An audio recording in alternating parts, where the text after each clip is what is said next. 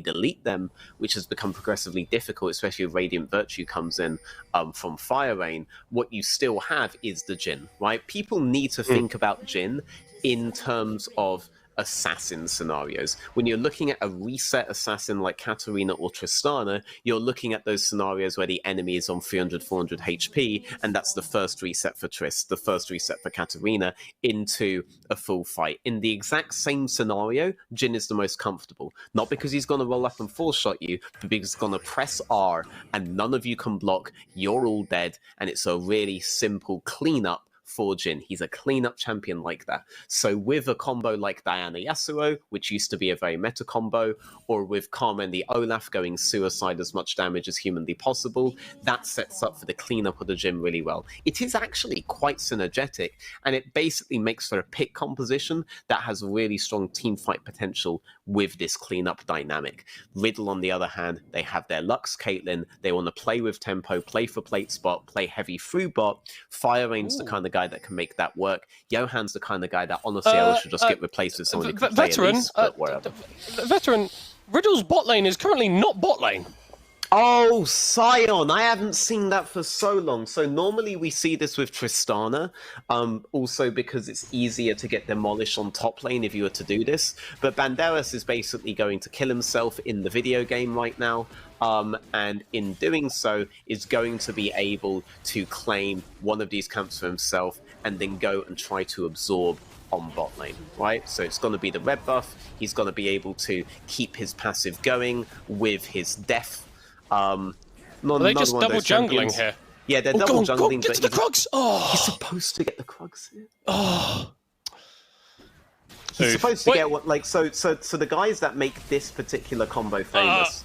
Baloo flashing, nice, and actually Nativz are going for an all-in at the level 1. Spooder missing the undertow onto Jinjo. Crucially, if he got that slow, the reset could have come through, and Nativz would have been in a much better position. But look at this, Riddle burning all the summoner spells, but they are denying this Olaf his early game. So this combo was made famous by Giants with their Scion Tristana. Tristana with her E plus the ability to go into green secondary. Caitlyn is able to go into green secondary, it's just more of a detriment. You get a lot of value from resolve secondary as the way to... Oh, the flash from Fire Rain! First blood for the Sejuani mid. Seaball stunned under the tower, just about getting away. Meanwhile, topside, Spooder goes down to Kiba.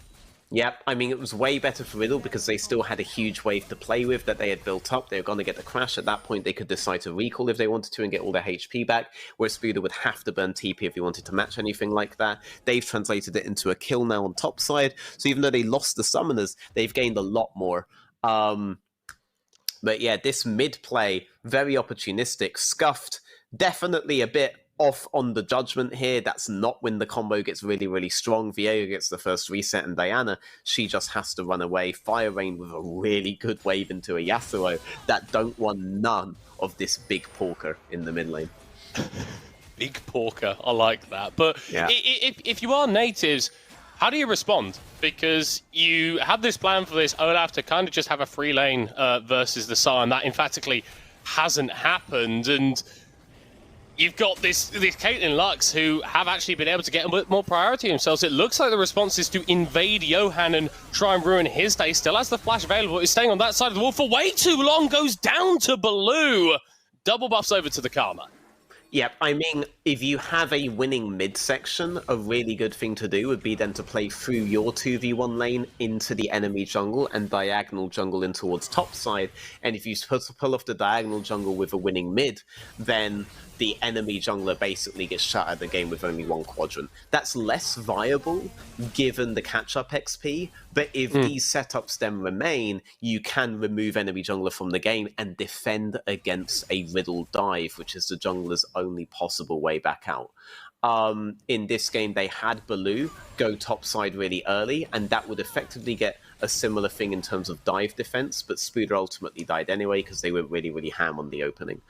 This Sion's doing a bit too well, given the circumstances, by the way.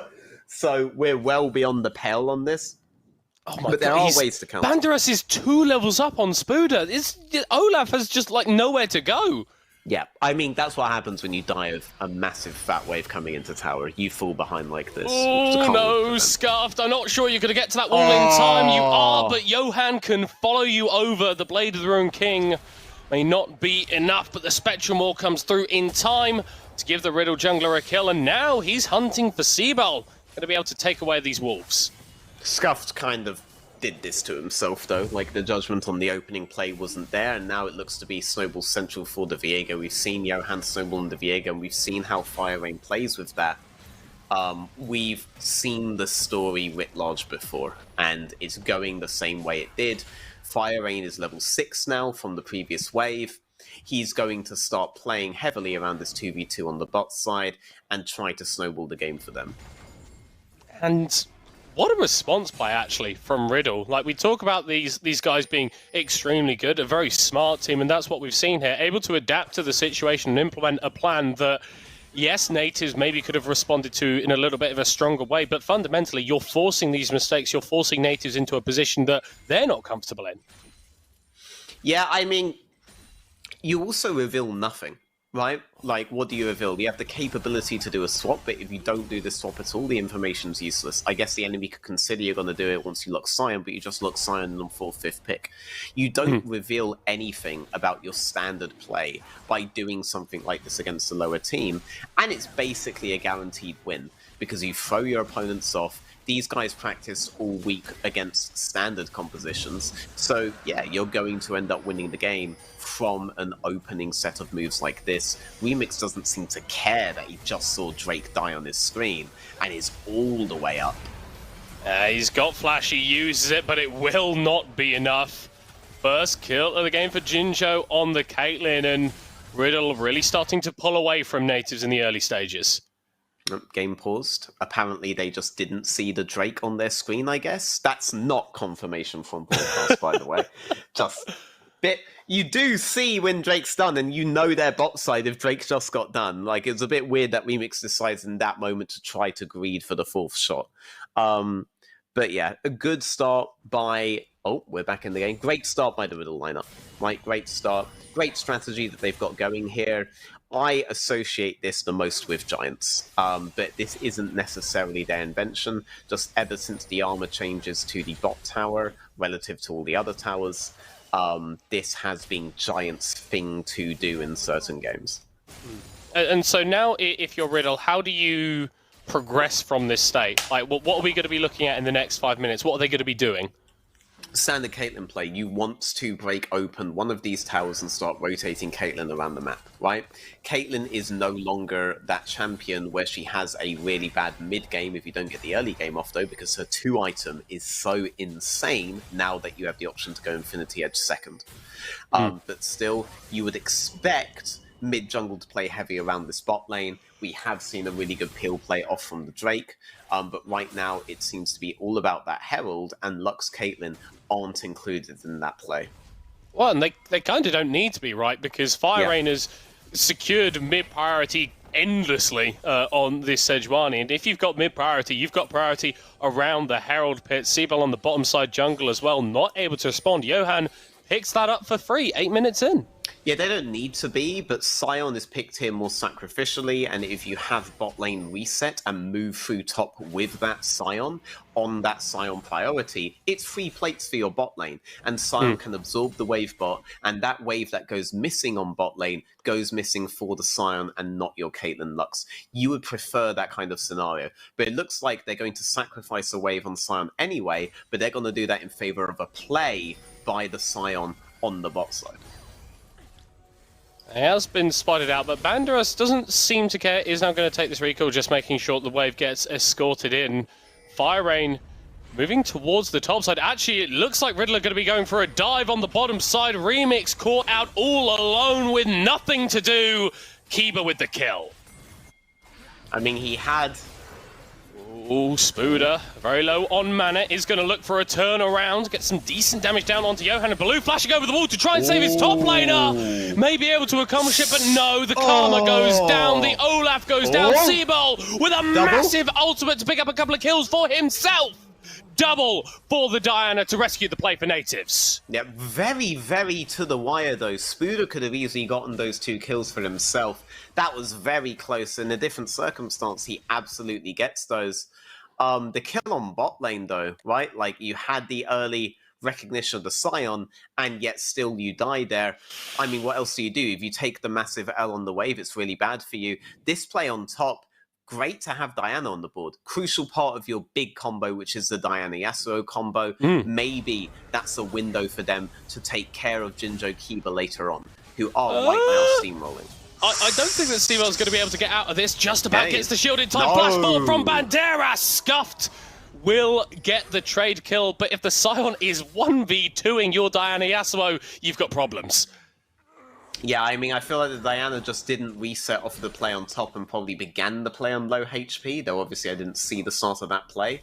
I don't think Scion is actually in a position 1-2-1 with only 1 item to straight 1v2 both those like that. It must have been that Diana stayed on lowish HP, which is a mistake by Siebel, and especially when he had those double buffs and when he had that economy, he should be looking to reset rather than greed for a scuttle that's on the side of the map that he doesn't care about right now. Johan seeming to care about the bottom side of the map a fair bit, but not establishing too much vision towards there. Nativz have hit back, to be fair to them. They have attempted to assuage the bleeding that Riddle has been inflicting on them, but every time this wave gets shoved in, Jinjo and Kiba get more damage onto the tower, get it closer to falling down. We've still got 2.5 minutes until the plates fall off, so this Caitlyn is going to be massively accelerated if you can knock down this tower in the next 120 seconds. But I mean, their crucial combo is Diana Yasuo. It's a double assassin combo, and it's into a Sejuani and a Scion and shields coming out of the Lux onto stuff like Viego. It's difficult to find burst. It has to be done on the Caitlyn, and that's where they're looking to make the play. So low. Keeper's on 2 HP! Oh, wow. Siebel doesn't find the Q. Not quite able to find him. Johan thinking about a play. Fire Rain is waiting in the wings in the river as well. Is going to opt against it. This is what I'm talking about. Nativz, they're willing to do stuff, but if the enemy support is surviving on slithers of HP like that, it's the same as you'd not done any damage at all to them. I mean, Siebel, if he wants to characterize himself as the fixer, he has to be the guy making these plays, and he has made some so far, even with some mistakes in between. And this bot lane, both teams need to play for it. Yeah, trying to do the Drake, but disrespecting the potential of Fire Rain to find that engage. This is now going to go over to Riddle, their second Drake of the game, a mid laner, teleporting onto the top side to deny Spooder that tower. Yeah. I mean, a big advantage they easily could have had was that Olaf Scion matchup, but Riddle, they just dodged it entirely, opted for the free advantages on plates on Caitlyn. Johan forcing Remix and Balu back to their tower. Lux coming in on the flank, she could look to interrupt, or... Oh, she went for the ult and gets it! Look for a kill! She gets it! Why interrupt? Like, killing is the biggest interrupt. You interrupt their life, you know? Well, I tell you what, that is... It's a longer timer than a recall, right? Yeah. So it's like a death. Oh, Seabal! Try to trade one back onto Jinjo. This bot lane tower still standing for a little bit. Kiba wants to get the auto in. Will not need to. First tower falling in the bottom lane in favor of Riddle. 4,500 gold to the good as we're approaching the 14-minute mark. 5 plate spot. Sejuani looking pretty strong right now. At least very unkillable. And that's what matters, right? Because if anything's going to pop off, it's going to be this Diana. It's going to be this Yasuo once he finally gets his items. And they're not going to be able to deal with the Sedge. They have to get to the Caitlyn, they have to get to the Lux, but you're going to have to fight Sedge, you're going to have to fight Scion on your way there. Unless somehow Riddle lose control of the map, right? Look at the game that we just witnessed, okay? What was the issue that Unique had versus Veneer, right? It was that Lingo was constantly able to find these flanks because of these massive vision holes. But Riddle... they're not like that, right? Kiva's going to make sure to defend the flanks, but that's the big thing you need. Because if you have to do a front-to-back against this team, your assassins just do not matter. Yeah, you've got a Sejuani on a mid laner's income. And that's a pretty disgusting prospect for anyone that's trying to initiate with some burst. Nativz grouping with a few members towards this mid lane, but they're not able to get the wave shoved in, so Jinjo and Kiba absolutely fine. I mean, Fire Rain is just... He's kind of like... I'm sorry, Kiba, but like Fire Rain's kind of my favourite player. I think he's currently 1v1ing Spooder at the moment, as in the mid lane we're seeing the combo pull through! Jinjo dashes away, but Scuffed is able to kill him as Banderas knocks up 2 on the back line. Yasuo shielded, ignited, dead from Johan's damage! And Seabol escaping under the tower. A 1-for-1, not the worst for Nativz, but Fire Rain on the side at level 11 is a massive threat that they need to be aware of. A 1-for-1 on the guy that they could actually get the trade kills on.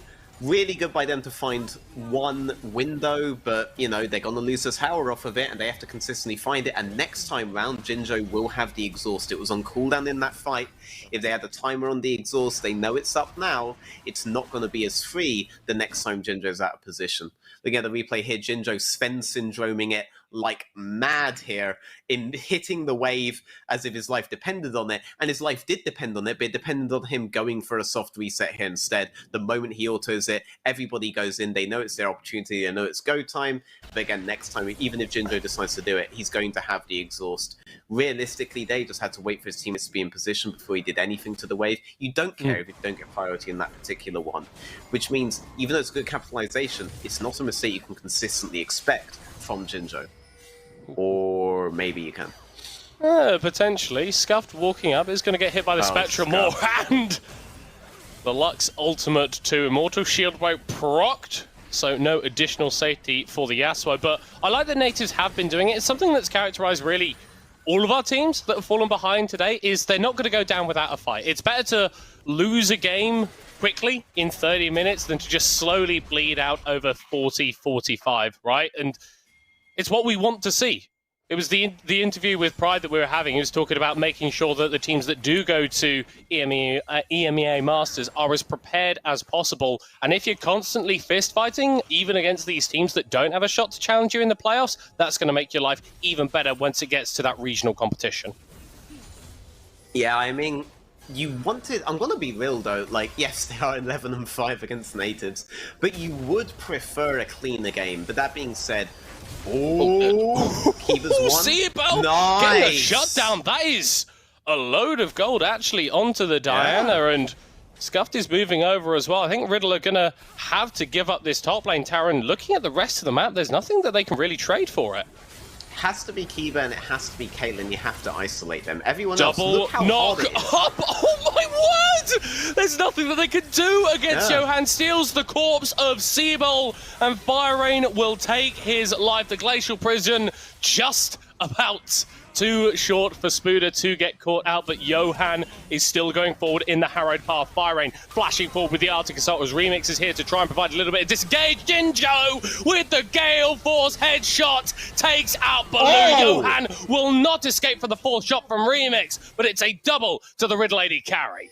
Okay, like, they need to get these picks on Caitlyn Lux, but they cannot take on the rest of the lineup until they have a significant amount more items, right? You have to take it and you have to leave, because if you don't, this is a team composition that can extend fights as long as they need, and they win those extended fights right now, right? Sion into Olaf wins if the Olaf fights him through the Sion passive. Sion's not even afraid to die in those circumstances. Sejuani, 9 unkillable, will get full rotations of a passive off over and over and over again, paired with the Sion and the Viego. And the Viego, that guy is happy to wait as long as he needs to get that first reset, because once he gets that, he's very difficult to take out. Unless, of course, you know, you have 50 billion forms of ruddy crowd control. Well, unfortunately for Nativz, that's not something that they can really rely on. And the fact they have fallen behind in this game and the fact that they lack a tank means that Riddle can go a bit more aggressive for these plays. Spooder is reduced to stealing away camps for his jungler to try and get a little bit of gold for himself, as Riddle starting up their third Drake of the game.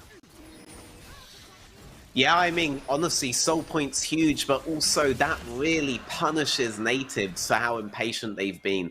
Get the Caitlyn pick, back off. Get the Lux pick, back off. But if you keep allowing the enemy to force you off the map for extended periods of time, i.e. kill you, then you're not going to get the economy you need to contest that soul, and that soul was inevitable. Oh He's not letting him have anything. That looks very, very silly. Scuffed at a 1v1 against Fire Rain. I can't remember the last time that I saw a Yasuo losing out on that, but when there's a 2-level difference, it's a bit more understandable. I remember the last time I saw Scuff losing out on that. Oh, well, yeah, well... I was implying before this game, because that is a matchup that definitely hasn't gone great for the Nativz mid laner. Yeah, I mean...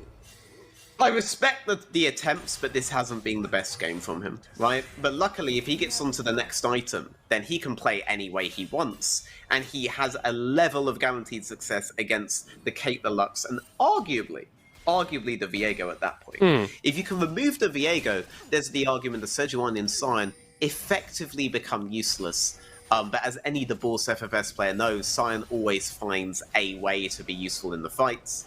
But that's really what Nativz want to do. But the question is, can he get onto that Infinity Edge in the next 3 minutes and 40 seconds? If he can, and the Seabell is able to get on towards the Shadow Flame that I assume he is building, then maybe they have the burst to try to make the fight a 5v3 by insta-giving the Kate Lux.